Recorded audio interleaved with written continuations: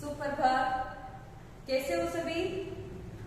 तो अपन बात कर रहे हैं अपने अनिवार्य विषय हिंदी की। लास्ट क्लास में अपन ने पढ़ा था अपना सेकंड चैप्टर जो चल रहा है मियां नसीरुद्दीन कृष्णा सोबती अपनी लेखिका है, उनके बारे में मैंने आपको बताया था कि इनका मूल निवास कहाँ है, पाकिस्तान में है। और भारत पाकिस्तान की ऊपर जितने भी लेखकों ने अपनी जितने भी राइटर अपनी रचनाएं लिखी है उनमें इनका नाम सर्वोपरि है। इनकी सारी रचनाएं अमर कही जाती है। फिर बात करते हैं अपने चैप्टर, जो कि चैप्टर का नाम क्या है, मियां नसीरुद्दीन, है ना। ये क्या है, खानदानी नानबाई, जो कि मैंने अपन को लास्ट क्लास में आपको बताया था कि खानदानी नानबाई है। इनके पूर्वज भी ये कार्य करते थे और इनको 56 प्रकार की रोटियां बनाने का क्या है, कार्य आता था। ये कला थी, ये अपने पैसे को ही अपना कला क्या है मानते थे। इनका कहना था कि कोई भी कार्य नसीहतों से नहीं आता है, उसके लिए हर छोटी से छोटी चीज सीखनी पड़ती है। जैसे कि लेखिका ने कहा कि हम उस दिन क्या है मटिया महल के रास्ते से नहीं गुजरे होते तो मियां नसीरुद्दीन की जो छोटी सी दुकान है जो खंडर में परिणत होने जा रही है उसको नहीं देते तो ना तो हमें ज्ञान होता कि इनका पैतृक कार्य यही है और ना हमें ये ध्यान रहता कि ये खानदानी नानबाई है। तो आपको जैसे बताया कि ये खानदानी नानबाई थे। इनको बार बार ये पूछने पर कि आपके दादा परदादा भाई जो प्राचीन काल में बादशाहों के यहाँ कार्य करते थे तो उन्होंने कोई विशेष व्यंजन बनाया था, तो उनमें भी उन्होंने बताया है कि एक बार बादशाह सलामत ने इनको कहा था कि एक इस प्रकार का व्यंजन बनाइए जिसमें ना तो पानी चाहिए और ना ही आंच चाहिए। तो इस प्रकार लेखिका की जो उत्सुकता थी, जो जिज्ञासा थी, वो क्या है और बढ़ रही थी। उनको ये लगा कि मियां नसीरुद्दीन उनको उस व्यंजन का नाम भी बताएंगे और ये बादशाह का नाम बताएंगे, लेकिन ऐसा हुआ नहीं। ठीक है ना। तो अब तक मैंने आपको ये बताया कि अपन ने चैप्टर जो रीड किया था या मैंने लेखिका का परिचय बताया था वो लास्ट क्लास में अपन ने पढ़ा, उतना सबने क्लियर कर लिया है मैं समझती हूँ। आज अपन आगे चलते हैं। देखिए ये जो हमारा हुनर है ये बाप दादा का हुनर था, वही उनसे पाया वालिद मरहूम के उड़ जाने पर बैठे उन्हीं के ठिये पर। ये पंक्ति अपन ने पढ़ी थी, मैंने आज आपको बताया है कि ये जो हुनर है, कौन से हुनर की बात हो रही है यहाँ जो नानबाई है रोटी पकाने का जो हुनर है उसकी बात हो रही है। इनका कहना है कि हमने बाप दादा से ही सीखा है। जैसे ही उन्होंने ये दुकान छोड़ी उसके बाद हम इस गद्दे पे क्या है बैठ गए, इस दुकान को संभालने लग गए। अर्थात ये जो कार्य है रोटी बनाने का, यहाँ वालिद उनके पिता, आपके वालिद, अर्थात यहाँ वालिद किसके लिए आया, इनके पिता के लिए।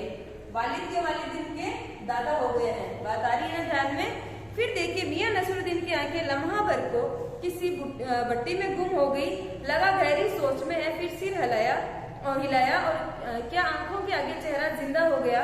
हाँ, हमारे वालिद साहब मशहूर थे, मियां बरकत शाही नानबाई गड़ैया वाले के नाम, और उनके वालिद यानी कि हमारे दादा साहब थे आला नानबाई मियां कलन। बात आ रही है ध्यान में। पूरे पैराग्राफ में उन्होंने ये कहा है कि हमारे पिताजी और मेरे दादाजी दोनों ही क्या है खानदानी नानबाई थे और दोनों यहाँ मशहूर थे, है ना। अपने नाम से जाने जाते थे, अपने कार्य से जाने जाते थे और उनसे ये सारा हुनर हमने क्या है सीखा है। उनसे ही सीख कर आज ये कार्यभार में क्या है संभाल रहा हूँ। फिर देखिए आपको इन दोनों में से किसी किसी की भी कोई नसीहत याद है क्या? नसीहत किसके लिए आया? सीख के लिए, है ना। सीख या शिक्षा जो होती है ना, सलाह जिसको कहते हैं अपन, वो होती है कि आपको इन दोनों की दादा या परदादा, ये पिताजी और दादा की कोई नसीहत ऐसी याद है क्या? तो देखिए वो ये कहते हैं कि नसीहतों से काम क्या है नहीं चलता। ठीक है ना। फिर देखिए नसीहत कहे कि मियाँ काम करने से आता है, नसीहतों से नहीं। वजह फरमाइए, ये तो बताइए कि अब जब आप, अर्थात हमने भट्टी की ओर इशारा किया कि इस काम पर लगे तो वालिद साहब ने सीख के तौर पर कुछ तो कहा होगा। तो इनका लेखिका का कहना है कि सीख के तौर पे आपने क्या सीखा, लेकिन मियां नसीरुद्दीन का कहना है कि सीख से काम क्या है नहीं चलता, काम तो करने से आता है। नसीरुद्दीन साहब ने जल्दी जल्दी 2-3 कर्ज खींचे, फिर गला साफ किया और बड़े अंदाज से बोले, अगर आपको कुछ कहलवाना है तो बताइए, बता दिए हैं आप जानो। जब बच्चा उस्ताद के यहाँ पढ़ने बैठता है तो उस्ताद कहता है कहे अलिफ, बच्चा कहता है अलिफ। ठीक है।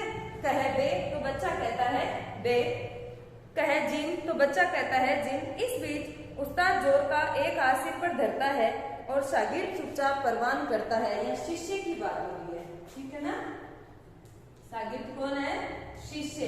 अर्थात इनका कहना है कि कोई भी जब बच्चा अपने गुरु के पास जाता है तो जैसे उसको सिखाया जाता है, पहले दिन जो चीज उसको सिखाई जाएगी वही बच्चा क्या है सीखेगा।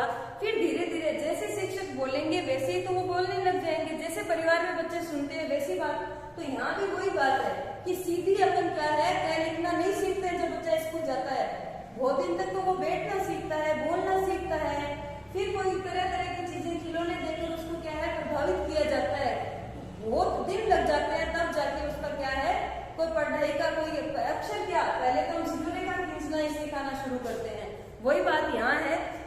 फिर देखिए इस बीच समझे साहिब, एक तो पढ़ाई ऐसी और दूसरी बात बीच में छोड़ सामने से गुजरते मीर साहिब को आवाज दे डाली, कहो भाई मीर साहब सुबह आना न हुआ पर क्यों।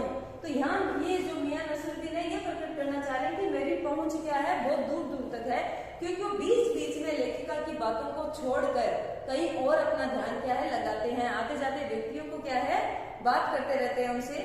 मेरी साइड ने सिर हिलाया, मियां अभी लौट के आते हैं तो बताएंगे। आप दूसरी पढ़ाई की बाबत कुछ कह रहे थे ना, वापस ये जो ये अपनी लेखिका है उनसे पूछती है। फिर देखिए इस बार मियां नसरुद्दीन ने यूं सिर हिलाया कि सुकरात हो। हाँ एक दूसरी पढ़ाई भी होती है, सुनिए। अगर बच्चे को भेजा मदरसे तो बच्चा न कच्ची में बैठा, न बैठा वह पक्की में, न दूसरी में, और जा बैठा तीसरी में। अब हम आपसे पूछेंगे उन 3 जमातों का क्या हुआ। जमात यहाँ किसके लिए आया है? कक्षा के लिए, है ना। कक्षा या श्रेणी जो होती है ना उसकी बात कर रहे हैं हम, कि पहली कक्षा दूसरी कक्षा पढ़ने की बजाय सीधा पंचमी में थोड़ी बैठ जाएगा, ये मियां का कहना है। तो फिर देखिए क्या हुआ उन 3 क्लासों का। आपका ख्याल था कि मियां नसरुद्दीन नानभाई अपनी बात का निचोड़ भी निकालेंगे, पर हम ही पर वो दागते रहे, अर्थात बार बार उन्हीं को वापस क्या है पूछते रहे। आप ही बताइए उन 2-3 जमातों का हुआ क्या। ये बात मेरी समझ के तो बाहर है। इस बार साई नानभाई मियां कलन के पोते अपने बच्चे कुचे दांतों से खिलखिला के हंस दिए। मतलब मेरा क्या साफ न था। लो साहिबो अभी साफ हुआ जाता है, जरा सी देर को मान लीजिए। हम बर्तन धोना न सीखते, हम भट्टी बनाना न सीखते, भट्टी में आंच देना ना सीखते, तो क्या हम सीधे सीधे नानभाई का हुनर सीख जाते। बात आई ना ध्यान में। जिस प्रकार स्कूली शिक्षा है वैसे ये कार्य भी सीखे जाते हैं। नसीहतों से नहीं सीखे जाते, अभ्यास से सीखे जाते हैं और स्टेप से सीखे जाते हैं, ठीक है। मियां नसरुद्दीन हमारी ओर कुछ ऐसे देखा किए कि उन्हें हमसे जवाब पाना हो। फिर बड़े ही मजे अंदाज में कहा, कहने का मतलब साहब ये है कि तालीम की तालीम भी बड़ी चीज होती है। तालीम में ज्ञान की बात हो रही है ना, ठीक है ना। फिर देखिए सिर हिलाया है साहिब ना कि ऐसी ही बात है ना। मियां नसरुद्दीन जोश में आ गए। हमने न लगाया होता तो खोमचा, तो हमने अगर खोमचा न लगाया होता तो आज क्या यहाँ बैठे होते। मियां को खोमचे वाले दिनों में भटकते देख हमने बात का रुख मोड़ा और आपने खानदानी नानभाई होने का जिक्र किया है, क्या यहाँ और भी नानभाई है। मियां ने घूरा, बहु तेरे कि बहुत सारे हैं, है ना, पर खानदानी नहीं। सुनिए दिमाग में चक्कर काट गई एक बार। हमारे बुजुर्गों से बादशाह सलामत ने यूं कहा कि मियां नानभाई कोई नई चीज बनाकर खिला सकते हैं। तो यहाँ लेखिका ने क्या पूछा मियां को कि और भी कोई नानभाई होंगे, तो बोले बहुत सारे हैं लेकिन खानदानी नहीं है। हमारी हम जो नानभाई है वो क्या है खानदानी। हमारे बाप दादा भी यही कार्य करते थे। तो वो अपने पूर्वजों का उदाहरण देते हैं कि उन्होंने क्या मिसाल की है। हुक्म कीजिए जहांपना, बादशाह सलामत ने फरमाया, कोई ऐसी चीज बनाओ जो ना आग से पके और ना ही पानी से। क्या उनसे बनी ऐसी चीज? क्यों न बनती साहिब, बनी और बादशाह सलामत ने खूब सराई और खाई भी, है ना। लगा हमारा आना कुछ रंग लाया चाहता है। लेखिका को ऐसा लगा कि अब कुछ यहाँ नया हमें मिलने वाला है। बेसब्री से पूछा वह पकवान क्या था, कोई खास ही चीज होगी। मियां कुछ देर सोच में खोए रहे। सोचा पकवान पर रोशनी डालने को है। नसरुद्दीन साहब बड़ी रुखाई से बोले, ये हम न बताएंगे, बस आप इतना समझ लीजिए कि एक कहावत है ना कि खानदानी नानभाई कुएं में भी क्या है रोटी पका सकता है। कहावत जब भी गढ़ी गई होगी हमारे बुजुर्गों के कर्तव्य पर ही उतरती है। मजा लेने के लिए टोका। कहावत ये सच्ची भी है कि, है ना, बीच में लेखिका ने उनको टोक दिया कि आप जो कहावत बता रहे हो या जो आपने बात कही है वो सच है या ऐसे ही कह रहे हो। तो मियाँ ने तरेरा, और क्या झूठी है, आप ही बताइए, रोटी पकाने के में झूठ का क्या काम, झूठ से रोटी पकेगी क्या, पकती देखी है कभी, रोटी जनाब पकती है आंच से, समझे। सिर हिलाना पड़ा। ठीक फरमाते हैं, क्योंकि लेखिका को उनसे बहुत कुछ जानना था, तो जैसा वो कह रहे थे वैसी हर बात उनको माननी पड़ रही थी। इस बीच मियाँ ने किसी और को पुकार लिया। बार बार मियाँ अपनी प्रसिद्धि जो है ना, समाज में अपनी प्रतिष्ठा, वो उनको क्या है दिखा रहे थे। मियाँ रहमत इस वक्त किधर को, अरे वह लोंडिया ना आई रुमाली लेने, शाम को मंगवा लीजिए। रुमाली यहाँ किसके लिए आया है पता है क्या, रोटी का नाम है। क्या है रुमाली, एक प्रकार की जो 56 प्रकार की रोटियां बना रहे हैं ना, उनमें रुमाली भी एक रोटी का नाम है। मियाँ ने एक और बड़ी बीड़ी सुलगा ली और पूछा, फुर्ती पा गए थे, पूछिए। अरे बात ही तो पूछिएगा, जान तो न लेंगे, उससे भी अब क्या देर है, 70 के हो चुके हैं। फिर जैसे अपने की ही कहते हो, वालिद महरूम को पूछ किए 80 पर, क्या मालूम हमें इतनी मोहलत मिले ना मिले, है ना। उनके पिताजी कब गए थे, जब 80 वर्ष के हो गए थे। अब क्या पता मैं 80 का होऊंगा या नहीं, 70 का हो चुका हूँ तो कभी भी क्या है, मृत्यु संभव है। इस मजमून पर हमसे कुछ कहते न बन पाया तो कहा, अभी यही जानना था, आपको बुजुर्गों के शाही बावर्ची खाने में तो काम किया ही होगा। मियाँ ने बेरुखी से टोका, वह बात तो पहले हो चुकी ना, हो तो चुकी है साहिब, पर जानना यह था कि दिल्ली के किस बादशाह के यहाँ आपके बुजुर्ग काम किया करते थे। अजी साहिब, क्यों, बाल की खाल निकालने पर तुले, कह दिया ना बादशाह के यहाँ काम करते थे, सो क्या काफी नहीं है।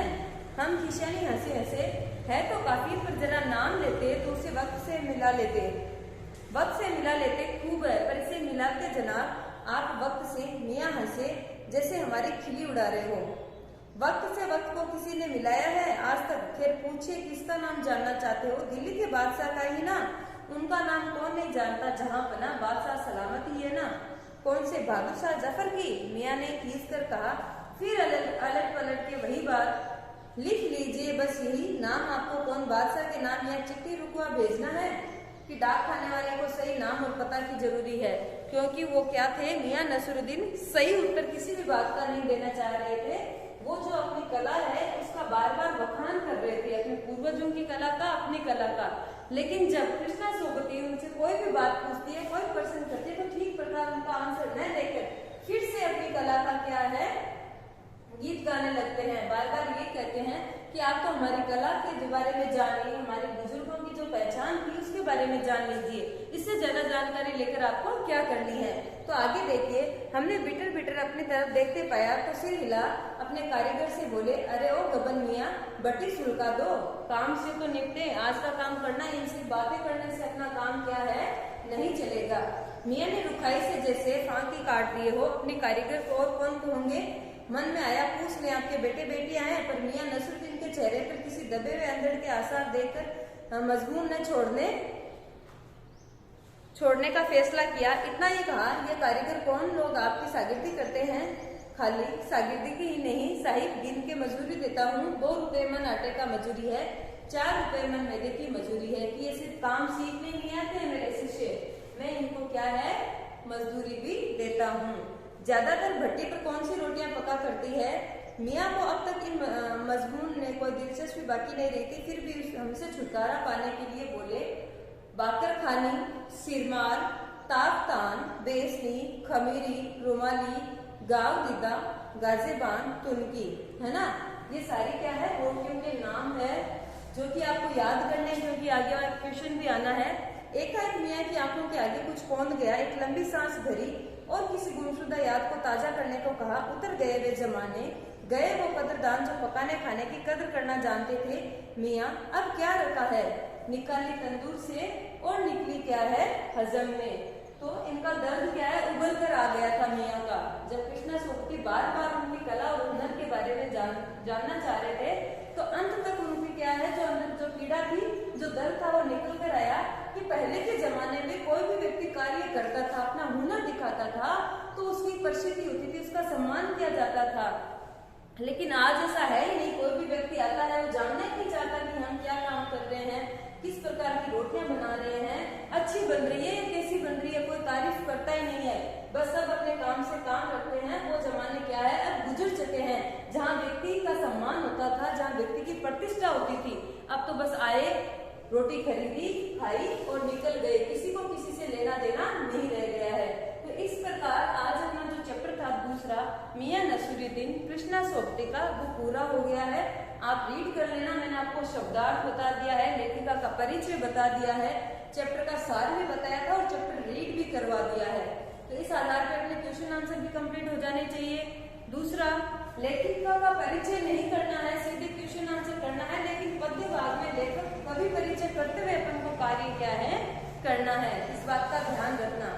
फिर एक बात बता देती हूँ कि उनकी मूल बात क्या थी कि नसीहतों से काम नहीं चलता, काम आता है सीखने से। बात आ रही है ना ध्यान में कि कोई भी कार्य करते हैं उसके लिए अभ्यास की आवश्यकता होती है और एक के बाद एक स्टेप से कार्य क्या है सीखना पड़ता है। ऐसे नहीं है कि सीधा ही मेरे को रोटी पकाना आ जाए, सीधा ही अपन पंचमी कक्षा में जाकर बैठ जाए।